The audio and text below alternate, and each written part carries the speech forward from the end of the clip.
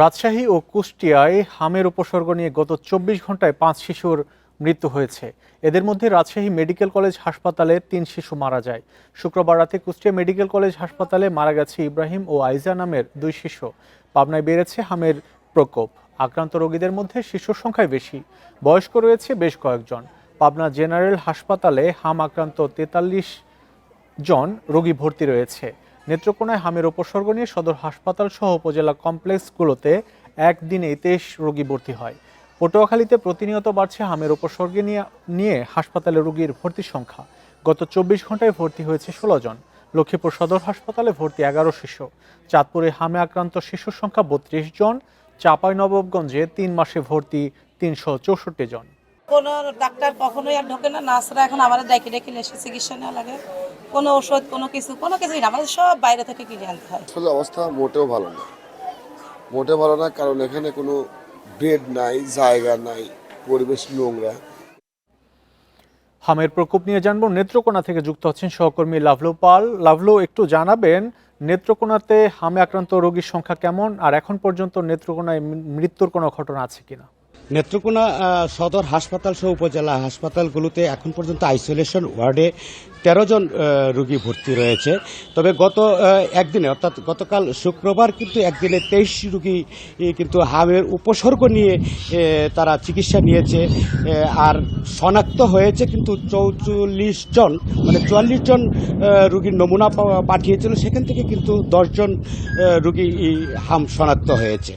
তো এখন পর্যন্ত কিন্তু যে প্রাণহানির কথা যেটি জানতে চেয়েছিলেন, এরকম কিন্তু আসলে ঘটনা ঘটেনি। কারণ হলো যে নেত্রকোনা সদর হাসপাতালে যে চিকিৎসা সেবার যে রয়েছে, সেখানে কিন্তু আসলে যখন একজন রোগী সংকটাপন্ন অবস্থা চলে আসে তখন কিন্তু উন্নত চিকিৎসা দেওয়ার সুযোগ নেই। তখন সেই সব রোগীকে কিন্তু ময়মনসিংহ মেডিকেল কলেজ হাসপাতালে পাঠানো হয় এবং সেখানে কিন্তু যে প্রাণহানির কথা আমরা ময়মনসিংহ মেডিকেল কলেজে যেটি শুনতে পাই, সেখানেই কিন্তু আসলে হচ্ছে। নেত্রকোনায় এখন পর্যন্ত এভাবে কিন্তু কোনো হাসপাতালে মৃত্যুর খবর কিন্তু নেই। আর যেটি আমরা দেখেছি যে, এবং স্বাস্থ্য কর্মকর্তাদের সাথে যখন কথা বলেছি, তারা কিন্তু বলছিলেন যে গত ২৫ মার্চ যখন প্রথম একজন রোগী তারা হাম উপসর্গ নিয়ে রোগীকে তারা চিকিৎসা দেওয়ার মধ্য দিয়ে যখন শুরু হয়, এরপরে কিন্তু ২ জন, ৫ জন, ৩ জন করে আসছিল, কিন্তু গতকালকেই কিন্তু ২৩ জন যখন একসাথে পাওয়া যায়, তখন কিন্তু আসলে স্বাস্থ্য বিভাগের যে কর্মকর্তারা রয়েছে তারা কিন্তু আসলে অনেকটা উদ্বিগ্ন হয়ে পড়েছেন এবং তাদের সাথে কথা বলে তারা উদ্বেগ জানিয়েছেন যে আসলে সেটি নেত্রকোনায় হাম ছড়িয়ে পড়েছে।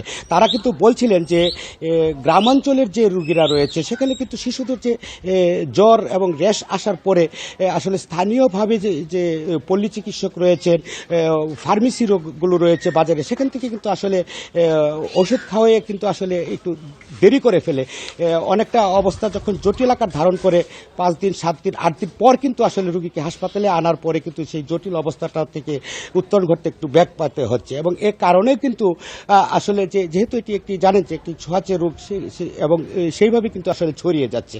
তো এই ক্ষেত্রে কিন্তু যেটি চিকিৎসা কর্মকর্তারা যেটি বলছিলেন যে আসলে সচেতনতা বাড়াতে হবে এবং হামের যে টিকা সেটি দিয়েই আসলে হামকে নিয়ন্ত্রণ করতে হবে। তারা বলছিলেন যে রোগী যখন আসলে বাড়িতে যখন শিশুদের জ্বর আসে কিংবা একটু র্যাশ দেখা দেয়, যে অন্যান্য পেটের পীড়া যেসব উপসর্গগুলো আছে এগুলো যখন দেখা দেয়, তখনই কিন্তু আসলে হাসপাতালে নিয়ে আসাটাই কিন্তু সবচেয়ে ভালো কাজ হবে এবং তাহলেই কিন্তু আসলে শিশুগুলোও বেঁচে যাবে এবং নেত্রকোনাও কিন্তু হামের পরিস্থিতিটা নিয়ন্ত্রিত থাকবে। নেত্রকোনায় ১৩ জন হামে আক্রান্ত হয়ে হাসপাতালে ভর্তি আছেন, সেই খবর জানাচ্ছিলেন সহকর্মী লাভলু পাল।